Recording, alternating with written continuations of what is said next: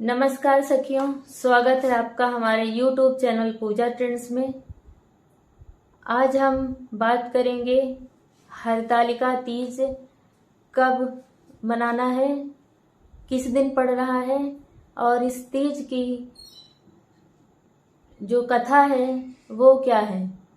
तो हरतालिका तीज की व्रत कथा को सुनने से पहले प्लीज़ आप हमारे चैनल को लाइक, शेयर और सब्सक्राइब करना नहीं भूलिएगा। हम जैसे ही आने वाले फेस्टिवल्स रहेंगे तो उनके बारे में आपको जानकारी देते रहेंगे, उनकी कथाएं सुनाते रहेंगे। तो हमारे चैनल को लाइक, शेयर एंड सब्सक्राइब ज़रूर करें और बेल आइकॉन दबाना मत भूलिएगा, जिससे हमारे आने वाले नए वीडियोस आपको मिलते रहें। इसमें हम मौसम के हिसाब से गाने भी डालते हैं, तो हमारे गाने भी सुनिए और उसे लाइक और शेयर और सब्सक्राइब करते रहिए। तो आज सुनते हैं हरतालिका तीज की व्रत कथा। एक बार भगवान शिव ने माता पार्वती जी को उनके पूर्व जन्म का स्मरण कराने के उद्देश्य से इस व्रत के महात्म्य की कथा कही। श्री भोले शंकर बोले, हे गौरी, पर्वतराज हिमालय पर स्थित गंगा तट पर तुमने अपनी बाल्यावस्था में 12 वर्षों तक अधोमुखी होकर घोर तप किया था। इतनी अवधि तुमने अन्न न खाकर पेड़ों के सूखे पत्ते चबाकर व्यतीत किए। माघ की विकराल शीतलता में तुमने निरंतर जल में प्रवेश करके तप किया। वैशाख की जला देने वाली गर्मी में तुमने पंचाग्नि से शरीर को तपाया। श्रावण के मूसलाधार वर्षा में खुले आसमान के नीचे बिना अन्न जल ग्रहण किए समय व्यतीत किया। तुम्हारे पिता तुम्हारी कष्ट साध्य तपस्या को देखकर बड़े दुखी होते थे, उन्हें बड़ा क्लेश होता था। तब एक दिन तुम्हारी तपस्या तथा पिता के क्लेश को देखकर नारद जी तुम्हारे घर पधारे। तुम्हारे पिता ने हृदय से अतिथि सत्कार करके उनके आने का कारण पूछा। नारद जी ने कहा, गिरिराज, मैं भगवान विष्णु के भेजने पर यहाँ उपस्थित हुआ हूँ। आपकी कन्या ने बड़ा कठोर तप किया है, इससे प्रसन्न होकर वे आपकी सुपुत्री से विवाह करना चाहते हैं। इस संदर्भ में आपकी राय जानना चाहता हूँ। नारद जी की बात सुनकर गिरिराज गदगद हो उठे। उनके तो जैसे सारे क्लेश ही दूर हो गए। प्रसन्नचित होकर वे बोले, श्रीमान, यदि स्वयं विष्णु मेरी कन्या का वरण करना चाहते हैं तो मुझे भला क्या आपत्ति हो सकती है? वे तो साक्षात ब्रह्मा हैं। हे महर्षि, यह तो हर पिता की इच्छा होती है कि उसकी पुत्री सुख संपदा से युक्त पति के घर की लक्ष्मी बने। पिता की सार्थकता इसी में है कि पति के घर जाकर उसकी पुत्री पिता के घर से अधिक सुखी रहे। तुम्हारे पिता की स्वीकृति पाकर नारद जी विष्णु के पास गए और उनसे तुम्हारे ब्याह के निश्चित होने का समाचार सुनाया। मगर इस विवाह संबंध की बात जब तुम्हारे कान में पड़ी तो तुम्हारे दुख का ठिकाना ना रहा। तुम्हारी एक सखी ने तुम्हारी इस मानसिक दशा को समझ लिया और उसने तुमसे उस विषाक्तता का कारण जानना चाहा।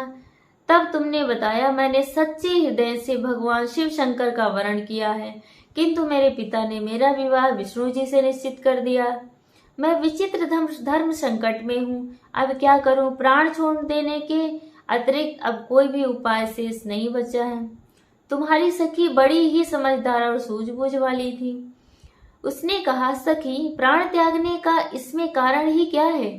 संकट के मौके पर धैर्य से काम लेना चाहिए। नारी के जीवन की सार्थकता इसी में है कि पति रूप में हृदय से जिसे एक बार स्वीकार कर लिया, जीवन पर्यंत उसी से निर्वाह करें। सच्ची आस्था और एक निष्ठा के समक्ष तो ईश्वर को भी समर्पण करना पड़ता है। मैं तुम्हें एक घनघोर जंगल में ले चलती हूँ, जो साधना स्थली भी हो और जहाँ तुम्हारे पिता तुम्हें खोज भी ना पाए। वहां तुम साधना में लीन हो जाना। मुझे विश्वास है कि ईश्वर अवश्य ही तुम्हारी सहायता करेंगे। तुमने ऐसा ही किया। तुम्हारे पिता तुम्हें घर पर ना पाकर बड़े दुखी तथा चिंतित हो गए। वे सोचने लगे कि तुम जाने कहाँ चली गई। मैं विष्णु जी से उसका विवाह करने का प्रण कर चुका हूँ। यदि भगवान विष्णु बारात लेकर आ गए और कन्या घर पर ना हुई तो बड़ा अपमान होगा। मैं तो कहीं मुंह दिखाने के योग्य भी नहीं रहूंगा। यही सब सोचकर गिरिराज ने जोर शोर से तुम्हारी खोज शुरू करवा दी। इधर तुम्हारी खोज होती रही और उधर तुम अपनी सखी के साथ नदी के तट पर एक गुफा में मेरी आराधना में लीन थी। भाद्रपद शुक्ल तृतीया को हस्त्र नक्षत्र था। उस दिन तुमने रेत के शिवलिंग का निर्माण करके व्रत किया। रात भर मेरी स्तुति के गीत गाकर जागी। तुम्हारी इस कष्ट साध्य तपस्या के प्रभाव से मेरा आसन डोलने लगा, मेरी समाधि टूट गई। मैं तुरंत तुम्हारी समक्ष जा पहुंचा और तुम्हारी तपस्या से प्रसन्न होकर तुमसे वर मांगने के लिए कहा। तब अपनी तपस्या के फलस्वरूप मुझे अपने समक्ष पाकर तुमने कहा, मैं हृदय से आपको पति के रूप में वरण कर चुकी हूँ। यदि आप सचमुच मेरी तपस्या से प्रसन्न होकर आप यहाँ पधारे हैं तो मुझे आपकी अर्धांगिनी के रूप में स्वीकार कर लीजिए। तब मैं तथास्तु कहकर कैलाश पर्वत पर लौट आया। प्रातः होते ही तुमने पूजा की समस्त सामग्री को नदी में प्रवाहित करके अपनी सहेली सहित व्रत का पारणा किया। उसी समय अपने मित्र बंधु व दरबारियों सहित गिरिराज तुम्हें खोजते खोजते वहां आ पहुंचे और तुम्हारी इस कष्ट साध्य तपस्या का कारण तथा उद्देश्य पूछा। उस समय तुम्हारी दशा को देखकर गिरिराज अत्यधिक दुखी हुए और पीड़ा के कारण उनकी आंखों में आंसू उमड़ आए थे। तुमने उनके आंसू पोंछते हुए विनम्र स्वर में कहा, पिताजी, मैंने अपने जीवन का अधिकांश समय कठोर तपस्या में बिताया है। मेरी इस तपस्या का उद्देश्य केवल यही था कि मैं महादेव को पति के रूप में पाना चाहती थी। आज मैं अपनी तपस्या की कसौटी पर खरी उतर चुकी हूँ। आप क्योंकि विष्णु जी से मेरा विवाह करने का निर्णय ले चुके थे, इसलिए मैं अपने आराध्य की खोज में घर छोड़कर चली आई। अब मैं आपके साथ इसी शर्त पर घर जाऊंगी कि आप मेरा विवाह विष्णु जी से ना करके महादेव जी से करेंगे। गिरिराज मान गए और तुम्हें घर ले गए। कुछ समय के पश्चात शास्त्रोक्त विधि विधान पूर्वक उन्होंने हम दोनों का विवाह सूत्र में बांध दिया। हे पार्वती, भद्रपद की शुक्ल तृतीया को तुमने मेरी आराधना करके जो व्रत किया था उसी के फलस्वरूप मेरा तुमसे विवाह हो सका। इसका महत्व यह है कि मैं इस व्रत को करने वाली कुमारियों को मनोवांछित फल देता हूँ। इसलिए सौभाग्य की इच्छा करने वाली प्रत्येक युवती को यह व्रत पूरी एक निष्ठा तथा आस्था से करना चाहिए। तो ऐसा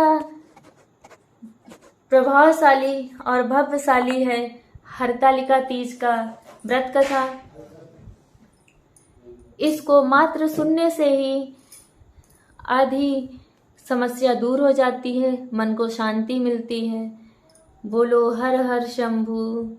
माता पार्वती और